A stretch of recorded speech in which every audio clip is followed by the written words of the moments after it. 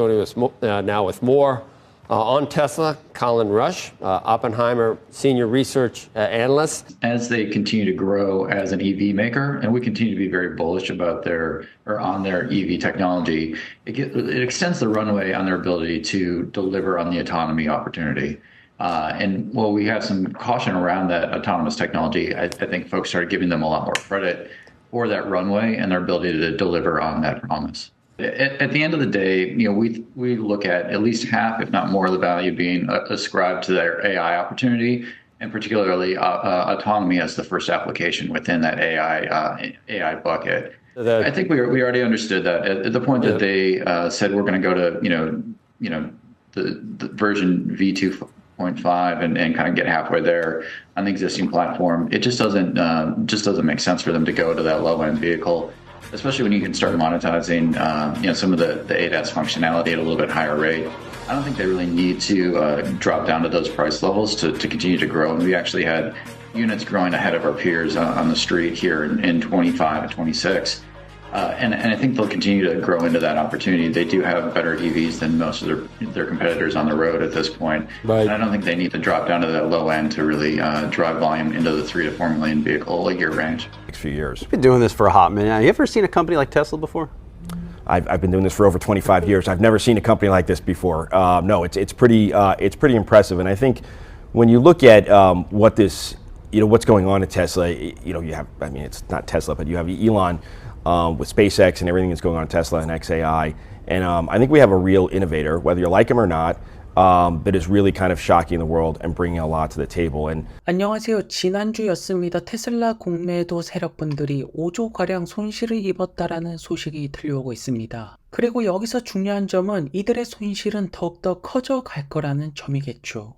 그리고 테슬라 공매도 잡으시는 분들이 항상 하는 말이 있습니다. BYD가 테슬라보다 훨씬 더 많이 팔고 있다. 2023년에 전기차 하이브리드를 합쳐서 300만 대를 팔았습니다. 그래서 테슬라가 살아남으려면 반드시 BYD처럼 저가형 물량으로 들어가야 된다라고 하죠. 말도 안 되는 이야기입니다. 현재 BYD가 주력으로 내놓고 있는 상품들을 본다면 가격대가 $9,700, 특히나 돌핀 제품 같은 경우에는 $13,000에 판매가 진행이 되고 있습니다. 그렇다면 테슬라가 물량을 더욱더 높이기 위해서 $10,000대까지 들어가야 될까요? 그럴 이유가 전혀 없다라는 것입니다. 오펜하이머 애널리스트 분들께서는 테슬라가 지속적인 성장을 위해서 굳이 가격을 계속해서 떨어뜨리면서 저가형까지 필요가 없다라고 합니다. 이미 테슬라 같은 경우에는 마진을 크게 상승시킬 수 있는 요소들이 너무나도 많죠. 전기차 외에도 많은 파이프라인을 만들어냈습니다. 그 중에서도 2025년에 가장 눈여겨보는 것은 자율성 기술력, 로보택시 사업 런칭으로 보고 있는 것입니다. 올해 월가 애널리스트 분들의 인식의 변화가 가장 크게 온 것이, 많은 분들이 뉴스에 나와서 인터뷰를 할 때 테슬라 AI 기회를 굉장히 높게 보고 있습니다. 그래서 이런 테슬라가 굳이 다른 자동차 기업을 따라서 엄청나게 저가까지는 내려갈 필요가 없죠. 물론 현재 많은 분들이 기다리는 것은 $25,000 모델2가 될 것인데, 이 차량 같은 경우에는 중국에서 베스트셀링을 충분히 노릴 수가 있습니다. 뱅크 오브 아메리카의 유명한 애널리스트 분이죠. 존 머피 같은 경우에는 25년 이렇게 투자 세계에 몸을 담은 이후로 테슬라와 같은 기업은 본 적이 없다라고 합니다. 일런이야말로 진정한 혁신가라고 말하고 있죠. 왜냐하면 머스크는 테슬라를 통해서 자동차 기업이 자동차 기업으로 안 보이게끔 만든 것입니다. 월가의 수많은 기관들을 설득시킨 것입니다. 그리고 테슬라 투자자분들이 주목해서 보는 것은 사이버캡입니다.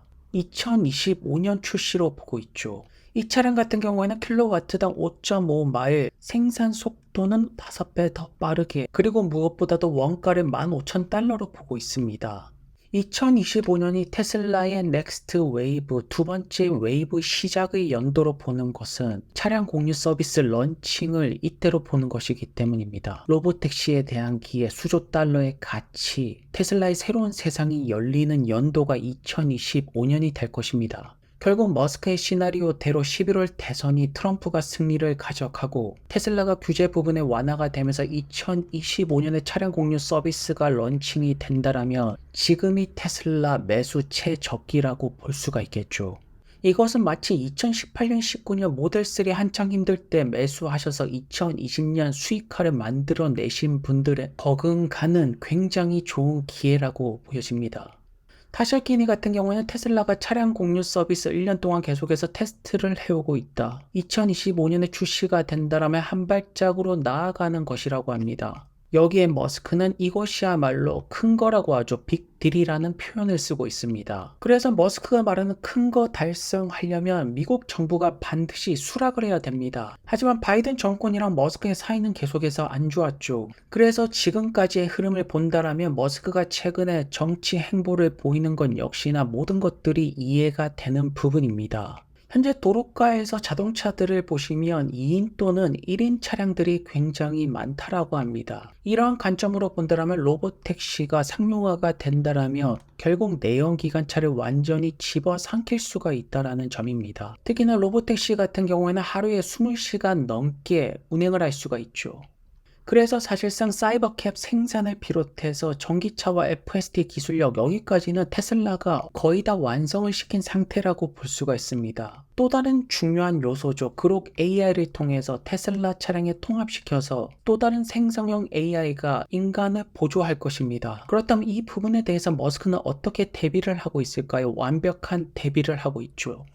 멤피스에 있는 데이터 센터입니다. 엔비디아 GPU H100, H200 총 20만 개를 마련해서 그록 생성형 AI 트레이닝을 가속시킨다라고 합니다.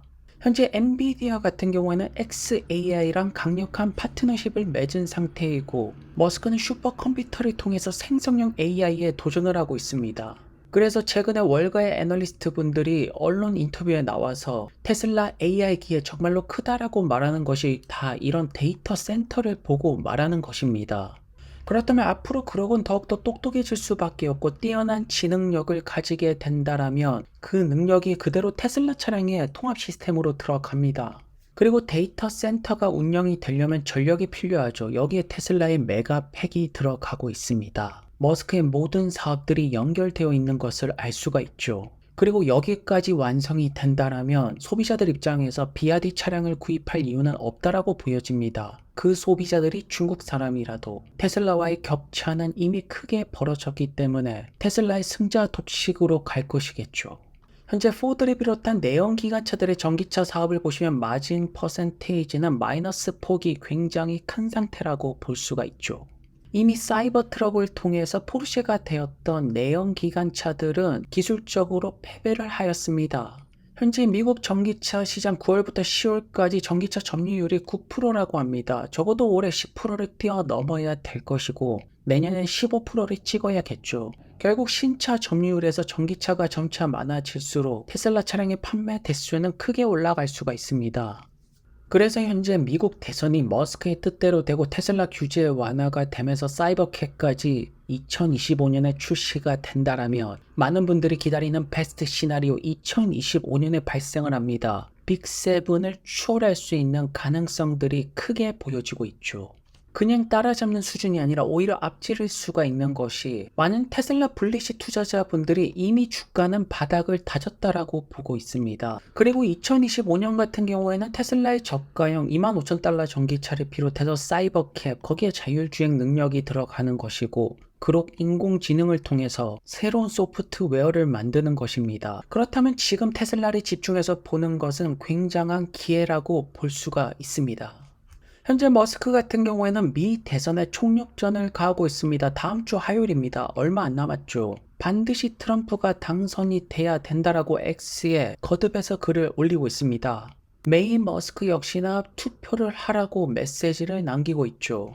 현재 머스크 같은 경우에는 해리스 비판 수위를 계속해서 높여 나가고 있기 때문에 다음 주에 반드시 트럼프가 돼야지 테슬라에게 최적의 시나리오가 적용이 되면서 굉장히 유리한 상황이 만들어지게 되는 것입니다. 그리고 결국 트럼프가 당선이 된다면 머스크는 꽤나 중요한 보직을 가져가게 될 것이고 테슬라 방해 요소는 미국 안에서는 완벽하게 사라지게 되는 것입니다. 그럼 2025년에 우리는 사이버캡 출시를 볼 수가 있는 것이고요.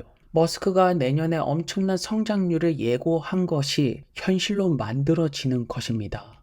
머스크는 나는 미국의 시민이고 미국을 위해서 싸울 것이면서 기꺼이 죽을 수가 있다라고 합니다. 이제는 더 많은 사람들이 일론 머스크를 지지하기 시작하였고 인정하고 있습니다. 앞으로 테슬라가 보여줄 혁신은 무궁무진하다라고 보여지고 다음 주에 가장 중요한 결판이 내려집니다. 현재까지는 굉장히 유리한 상황이고요. 오늘도 좋은 하루 되시고요. 다음 영상에서 뵙겠습니다. 감사합니다.